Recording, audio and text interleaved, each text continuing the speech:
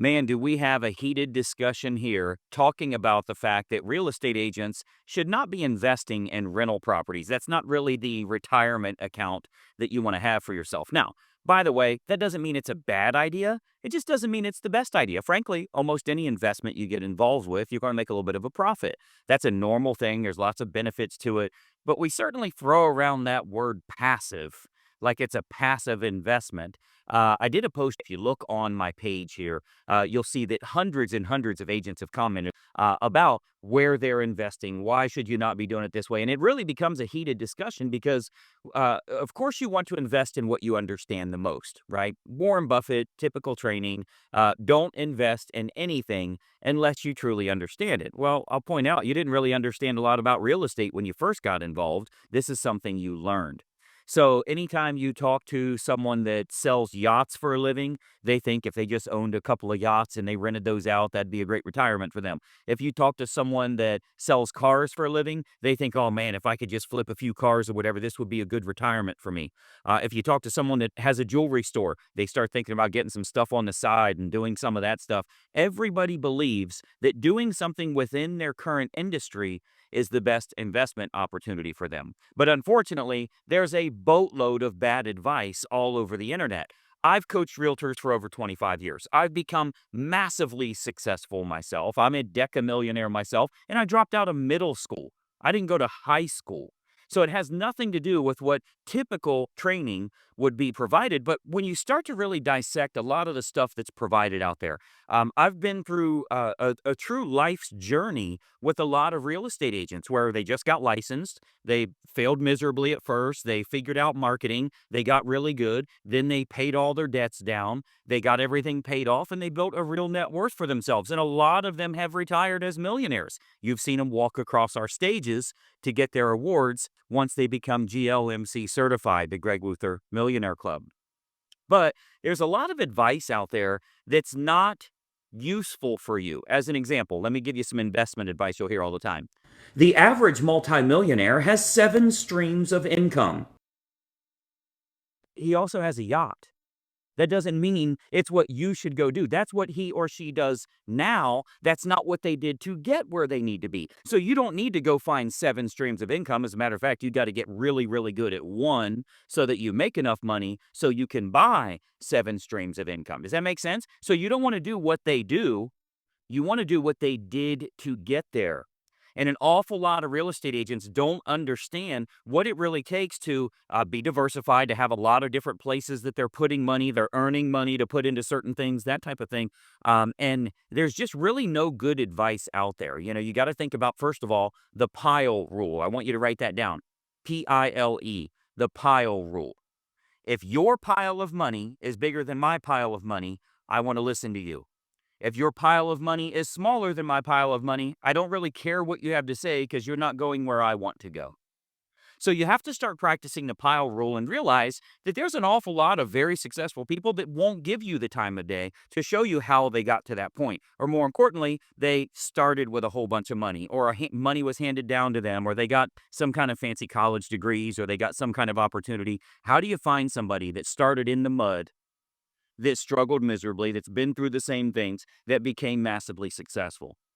You know, for the past 25 years that I've been coaching real estate agents, the vast majority of them that have become very successful, they realize your real estate license is really just the catapult to get you where you want to be. You can become massively successful if you're utilizing that money the right way. But to think that you should buy rental properties and to be throwing around that word passive, like, you know, when it comes to rental properties, other than management and maintenance and surprises and lawsuits and all the other issues that you have with that, it's pretty much a passive income opportunity.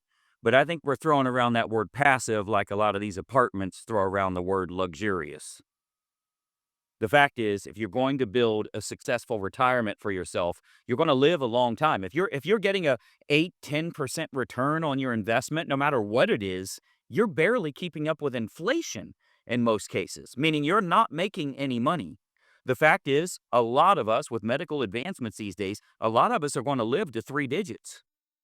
So if you're 70 years old right now, damn, you're going to need to provide for yourself for another 30 years. I promise it's going to get more expensive every year. I promise your health care is going to get more expensive. You're going to have more things wrong with you. There's going to be stuff that we need to take care of. And if you don't have your finances built the right way, if you think that $5,000 a month in passive income is going to get you there, you got another thing coming, especially as each and every year ticks by and things become more expensive and it becomes harder to live and your health expenses go up as well. That's not going to get you where you need to be. There are better options available. If you're cautiously optimistic to other opportunities, it's damn sure not the stock market or 401k or any of that crap.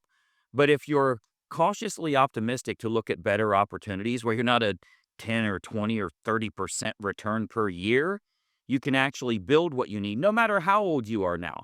If you're in your 40s or 50s, if you're in your 70s or 80s, it doesn't matter how old you are. It doesn't take time if you're utilizing the right approach. Of course, time helps, but it's not required for you to have 50 years of compounded interest in order to get where you need to be. So, we talked a lot about that, and some people got a little heated. I don't do well when people get pissy with me because frankly, you better do a little research. I practice that pile rule. You're probably not going to tell me how things work. I waste $1 million a month on a hobby. Let me say that again. I waste $1 million a month on a hobby. Google it. You'll see that. But that's because I understand how marketing works. I understand how investments work. I understand how to really go big. That's not to say you need to be that big. That's not to say you even have a hobby that you're interested in or that you would want to spend any play money in lieu of the investment money. You should do what's best for you. But the fact is, there's an awful lot of bad advice out there. And because you have a real estate license, you think rental properties is the best way to go. You'll see people say, oh, well, I own 5 of them and it's the best thing I've ever done. But you'll see another person commenting, I own 2 and I'll never do that again. It's nowhere near passive. It's nowhere near safe. There's always going to be issues that come up. But frankly, it's just not worth it, particularly because you're not a salaried employee. Rental properties is a great investment for people that have a fixed income, that they're set at a certain amount. There's a ceiling as to how much they can make. They need to look at other options to bring in revenue, whether it's passive or not. But the fact is, for you as a real estate agent, you can earn a lot more money. There's other investments that are better for you. And unfortunately, we're just never really taught that. I'm not an investment advisor. I'm not going to get like commissions or anything if you do those sorts of things. But I want you to open your eyes a little bit to better opportunities that exist. Once we get a whole bunch of money together, what in the heck should you do with it? Where do you put that stuff? Are you doing a Roth IRA? Are you doing a 401k? Are you buying some rental properties? Are you doing some stocks? Are you buying some shit coin? Like, what are you doing to build a real investment account for yourself? Don't many of you know I spend millions of dollars on racehorses? Do not do that. The best the best investment advice I can ever give you is never buy anything that eats while you sleep. That is a hobby. It is not an investment. Fortunately, I do very, very well that I can invest a whole lot of money into that, knowing that it's not going to come back. It's just fun for me to do. But there are really good investments that you can pull significant revenue out of if you're going about it the right way. You have to use your real estate license for some much, much better opportunities in life. Get out of survival mode. Start to think about the fact that if you retired at 70, you probably got 30 years, you're only 2/3 of the way there. There were a lot of people during COVID that couldn't go 90 days without income. How the hell are you going to go a decade or 2 decades or 3 decades without money, particularly with expenses going up and inflation and everything else? If you retired 10 years from now, everything's going to cost double what it does now if inflation were at 10% a year. When you read things out of context, one of the most respected investors there ever was is Warren Buffett. And I take a lot of his advice. But you know what I don't have? An insurance company where I have a $5 billion float, that I have $5 billion in reserve that I have to invest somewhere in order to run my insurance company. I could do a lot more if I had $5 billion to invest at a very low risk, because if I got 5% return on investment, I got a boatload of money, hundreds of millions of dollars. So, yes, he has great advice, but you can't do what he does. If someone has 7 streams of income and they also have a yacht, Are you going to go get 7 streams of income and get a yacht? That's probably a bad idea. I've got millions and millions of dollars worth of horses that I paid cash for. I'm telling you, don't do it. Don't do what they do.